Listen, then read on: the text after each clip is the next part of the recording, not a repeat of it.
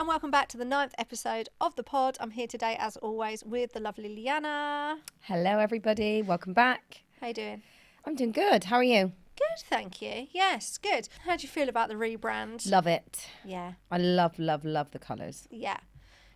Your jacket's very on brand. I'm on isn't brand it? right now. Is. So the rebrand for me was... It was just needed for a couple of reasons. So one, I needed a new website. So I thought, well, I'm doing a website. And the other thing was, I just felt this really strong connection between my first ever brand and sort of where we are now. And my first ever brand was the green. And it also, the logo was a circle. So I've always kept a circle. And with that first logo that I had the circle and the L for Laura. And I just felt that it was time to bring that back because it's Laura and Leanna. And I just felt that that was it was a perfect time to do it. Yep. It's a perfect year for us. I think we've mentioned a few times already, but we're sort of, 2025 is a really exciting year for us. We're both sort of, really back on here with a bang. Yeah. And, so that's why I decided to do the rebrand. So that was really nice to be out with the new business cards. And I remember my husband said to me, does anyone actually use business cards anymore? I like a business card. Yeah. And I like the way it feels giving it out. I do. But what am I going to... I don't want to stand there. I've got my phone here. I don't want to stand in the middle of the NEC going, what's your name? What's your number? Horrible. Just give me a business card. I'll deal with it later. Yeah. It's just slicker. I can't be bothered with all of that. Then I've got a typo. Then the number's wrong. Yeah. So, yes. Or you can't spell it. Can't spell it. I had that. I've also got number dyslexia, so I can't bear the thought of putting someone's number in. I'll be the one who goes, here's my phone, put your number in. Oh, I do that anyway. Do you know why I do it? Because I can't ever remember the name. So it's my way of getting out of it. Yeah. But no, secrets are out. Secrets are out. Well, also, another secret then. I'm great with faces, rubbish with names. Yeah. And if someone's badge twisted round... What did I say to you? If I don't introduce you by their name, if I don't say, Leanna, this is Alison, that means I can't remember Alison's name. So your cue is, hi, what's your name? Yeah. I do this in real life with my husband. Yeah. Been doing it for years. He's awful with names. Oh, is he? And in the beginning of our relationship, I used to just stand there like a spare part and he's chatting away. All right, mate. Never, ever the name, obviously. Yeah. And I just go, hello. Yeah. Nothing. It's a bit of a man thing as well, though, isn't it? I'm always like, so I'll just introduce myself. My name's Laura. Yes. And, they're like, oh. They probably don't care. I've stood in the supermarket before with my husband. He's chatting to some guy. They're chat. And, me and the other woman are just left standing there how are you then? Yeah. I mean, I can't be bothered to talk to anyone anyway. See, I would. Oh, what are you getting then? Anything to chat to someone. No. And then I hope my husband doesn't listen to this. The worst thing that he used to do, we don't go to the supermarket together anymore, is he'd finally get to the end of his conversation, his catch up, and then he'd go, so you're doing all right then, are you? And sort of start the whole thing again. And I'd be like, oh my gosh, I've been in Tesco's 35 minutes and we only came in for 2 things. Is that an awkward thing then? Do you think he doesn't know where to end it? I don't know, but it used to infuriate me. So the amount of arguments we've had in supermarkets, we don't go together anymore. Right. Yeah. Anyway, I'm letting everyone in here. This is lovely. Yeah, get Tesco to deliver online now. No, I don't like delivery because of the... What was it called? Substitutions. Horrible. Well, they're not too bad. No, I can't have any. Sainsbury's call them alternatives now. Oh. It's a load of rubbish. Play on words. Yeah, load of rubbish. You're still not going to give me what I've asked for. And it could be so different that it doesn't benefit me. So my recommendation is actually... Take it off. No, this is not an ad. Well, either you tick it off so you don't get anything. Yeah, that's what I do. But let's just say this is not an ad. We are not sponsored by... Ocado. Oh, is it lovely? Imagine if we were. But Ocado is an online supermarket. Yes, I know so that. they've got a live database. So whatever you order, they've got in stock. It's in. Do you remember a little while ago? I didn't know that. Yeah, do you remember last year you couldn't get peppers? Ocado got peppers. Do you remember that? No. Well, anyway, I like peppers. And I love peppers. Plus, you can get M&S bits delivered, but that probably doesn't matter to you. You've got M&S down the road. I have. For us country bumpkins that live in the middle of nowhere, it's a real delight. Anyway, Ocado, if you want to sponsor, then... that would be fantastic, darling. Yes, hit us up.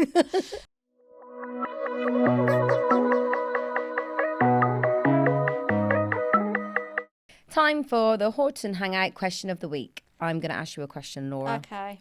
Ready? Why is it important for the TCO to see the patient first on a new patient assessment day following your initial consultation workflow? And why does it need to be a surprise? Right, okay. So this person's obviously been following, listening. That's great. Thank you. Right, so the general dentistry workflow. Patients that are calling up, the new patients, they are triaged into general dentistry. They're not saying, I've got a missing tooth, I want my smile made over, blah, blah, blah, I want orthodontics, da, da, da. They are, I want the health of my teeth checked, haven't been for 8 years, just moved to the area. They are general dentistry patients, so they fall into the general dentistry workflow. So that workflow is TCO first, handover, into assessment, hand over back again and back to the TCO for options. Now, a lot of practices think that they'll just do the options bit at the end and that will suffice. So the reason that actually the TCO needs to see the patient at the start and welcome that patient is for one, your patient experience, the meet and greet. It's really high end. It is giving the patient a tour of the practice, and it's taking them straight into the consultation room so they're away from the hustle and bustle of a potentially very busy practice, because some really are. So the TCO then has a consultation with the patient, which I haven't got time to explain on here because it's a whole training method. Yep. But they're having a consultation with the patient, so it's saving the dentist a lot of time with a lot of the basic information that's needed and, you know, that's going to go into the dentist's notes. It's also relaxing that patient, and it's also giving you the opportunity to ask a couple of key questions. And depending upon your practice, you could also look at scanning and potentially taking photos of the patient as well within that appointment, should you wish to. Some do, some don't. I personally scan the patients because it works for us at the moment. As we grow, it certainly won't. So that appointment, yes, the TCO is a surprise. The patient is not told when they book that they're seeing Laura first or Leanna first. And the reason for that is because some patients are very dominant in their personality. So they'll go, well, who is that person? I don't want to see them. And then the whole thing falls apart. And the dentist now has less time with the patient and has still got all this vital information they need to gather. So it all falls down and it doesn't work. So that's one part of it. But the big thing for me is, if a patient has come in and it's bad news, their mouth is full of caries, broken restorations, they've got a potentially big treatment plan that they're walking out with today on their first visit, which, let's face it, is not nice for anyone. It is uncomfortable. And, you know, no one wants any patient walking around going, well, my first time I went there, I left with a $5,000 treatment plan. No one wants anyone saying that about their practice, because it can come across in a really bad way. So when those patients are having that experience, which happens to a lot of people, it certainly does in our practice, we find a lot of patients are in a bad way. You know, they haven't been to the dentist for a very long time, or maybe they've had NHS dentistry for a very long time. So they've got, you know, lots of cracks in restorations that haven't even been discussed, a lot of weak teeth, a lot of issues. So if I was just to meet that patient after that assessment, that is really uncomfortable. That patient doesn't know me, and now I'm like, oh, hi, I'm Laura, I'm going to talk to you about your treatment plan. I'm now a salesperson, so I don't want to be a salesperson. I'm here to help that patient. I'm here to answer their questions. It's an education role, it's a consent role. I'm there to explain in more detail what an onlay is. I'm there to explain what rubber dam is, and, you know, that's going to be new to them, so it's not a surprise on the day. I'm there to arrange finance for them and just try and make the whole thing, you know, not as bad as it actually is. A lot of patients are blindsided when this happens. A lot of practices don't know about it because these patients are just going to the desk and saying, oh, I'll think about it, and we never hear from them again. So as a TCO, you get to experience all of that, but you only get to experience how the patient's really feeling if you've done the initial consultation first. If you haven't, you are a salesperson. That patient's just going to say to you exactly what they'd say to the desk. I need to think about all of this. They're going to go. You're probably never going to see them again. A large percentage you won't see again. Mm-hmm. So everything has its reasons. Everything that we teach practices is tried and tested. It's a method that works. It's a method that brings results. So that's why, you don't chop half of it off. It's like doing a crown prep and not putting a temporary on. It's half a job done, right? And then, and on top of that, let's not even bother sending it to the lab and fitting the thing. You can't do half a job. You need to do something right so that it's right for the patient. It's not about what's easier for you or more convenient for you. And loads of dentists go, oh, I love that bit because, are they going to talk about the money in detail as well? That's brilliant. Yeah, I love that bit. But actually, you need the first bit as well. I did have a dentist once say to me, well, I really like building rapport, so I don't want the TCO to do the start bit. I want to do the start bit. And I was like, right, okay, let me explain why. So I understood that from a different angle. They actually didn't want that to be taken away from them. Of course. But which you don't hear a lot, though, do you? No, but they... just because a TCO is doing the initial consultation and handing over, it doesn't mean the dentist goes, hi, lovely to meet you. I know. Let's put the chair back. Let's examine you. They need to build a relationship and rapport with that patient, but on a deeper level, because the TCO has done all the small talk, hopefully found out something that connects the two of you. Doesn't happen for every patient, but the majority, I can find something that, that dentist can now pick up on, whether it's about work before the appointment or after the appointment. I can find something. Yeah. And I will find something. And that allows that dentist then to go in with a much more meaningful conversation. Alison also has a young baby or a young toddler as well. Oh, right. How old's your toddler? Oh, 2, just turned 2. Oh, mine's 18 months, boy. And then that's it. They're off. Yeah. And I exit. So it's much better for the TCO to do the small talk, find out connecting information and hand that over, because the dentist actually still doesn't need to do the rapport, because otherwise you've got the TCO doing this lovely warm experience and then you've got this cold clinical experience in the treatment room. So that doesn't work either. You can't have how can I help after they've just explained everything. You can't have that either. A lot of dentists also go, right, okay, brilliant, I know everything from Laura. Let's get you in the chair. No. Talk to them. But it's much more efficient rapport very building. Very efficient. Yeah. Yeah, very It works efficient. lovely. Yeah, definitely. Do you know what? It's actually one of my, favourite things. Yeah, it's really hard work, particularly the way we do it with new patient days. I know you've done new patient days. Yeah. They're hard. I love them, though. So enjoyable. And it works so well with diary zoning and treatment coordination. And yeah, I really like them. Really, really like them. I think the day just feels so slick. It's slick, it's organised, it's productive. Yeah. And it's just a great day. Yeah. Really great day.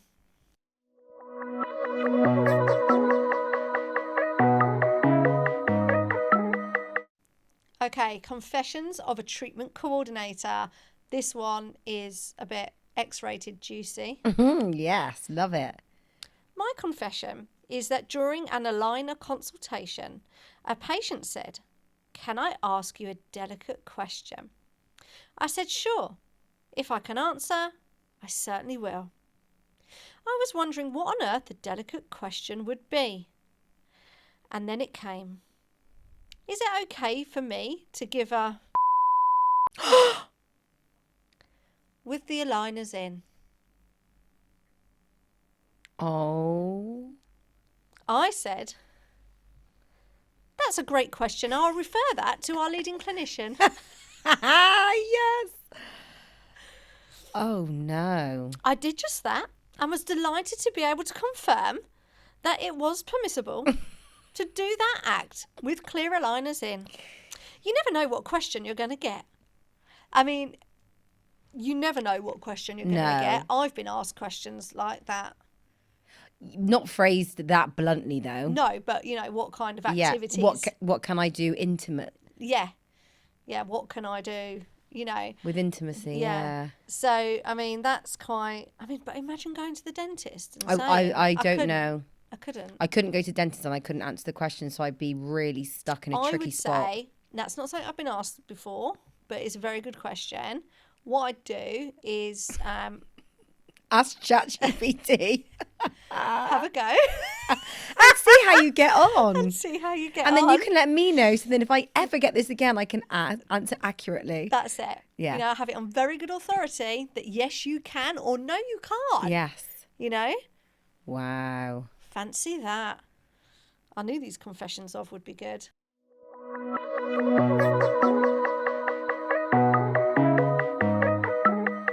We're now going to look at banned words. For this week's banned word, I'm going to deliver this one. Are you ready? I am. It's nothing too big or surprising, to be honest. Waiting room. So, who wants to wait? No one.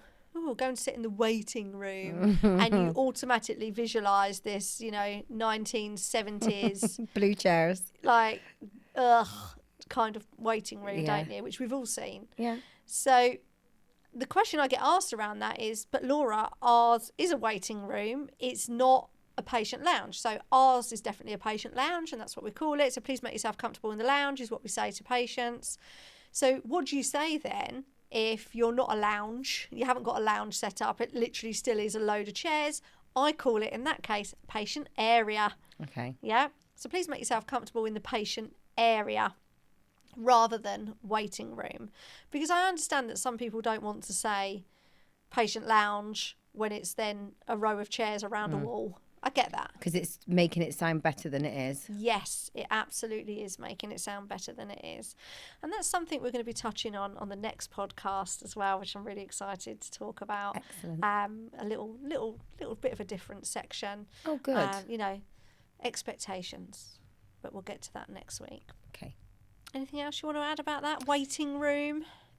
No, I think you've covered patient area. It's lovely. Patient area is a great substitute. But even if you have just got, the semicircle or the row of chairs, you can pop a plant in. You can soften the area. You can put some nice pictures up and make it look a little bit nicer than, the old school row of chairs. Yeah, absolutely. And please do space them out, because I would not want to sit tight to somebody that I don't know. No, I can't bear it when all these chairs are really close. Yeah. Actually, my doctors are really good at that. All the chairs are spread out a little bit. Yeah. And I like that. Ours are done in sections as well. So you've got 4 over here, over there, spread out along the room. Yeah, it's really nice, actually. Yeah.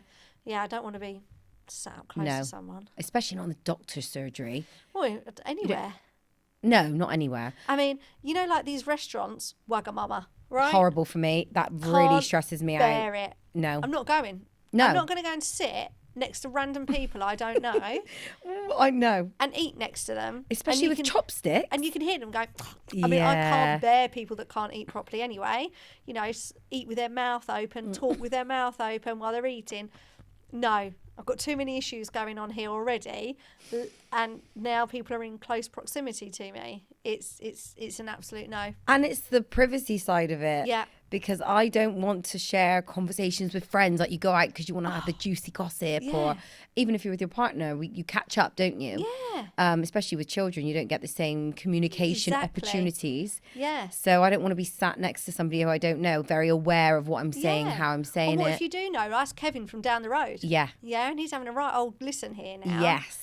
To everything we're talking about. Who do they know that I know? Yeah, and then, okay, so now we're like aware someone we know is near us, so we can't talk about what we were going to talk about. So now we look like one of those miserable couples who don't talk to each other that should get divorced. Yeah.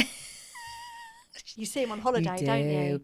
And they're sat there with a drink, looking around, not 1 ounce of conversation. And I feel like saying, hello, get a divorce. Yeah. Why are you sat here in absolute misery together? Horrible. Why would you do that? I don't like people looking at their phone as well. No, can't bear that. No. That gets on my nerves. Yeah, can't bear that either. It's just poor manners. Poor manners. So rude. Not good. Not good. No. Well, we'll leave that there. We will. Okay, everyone, we'll be back next week. And as I said, we'll be talking about something just a little bit different, just to spark a bit of conversation and just to see what your thoughts are too. We'll see you then.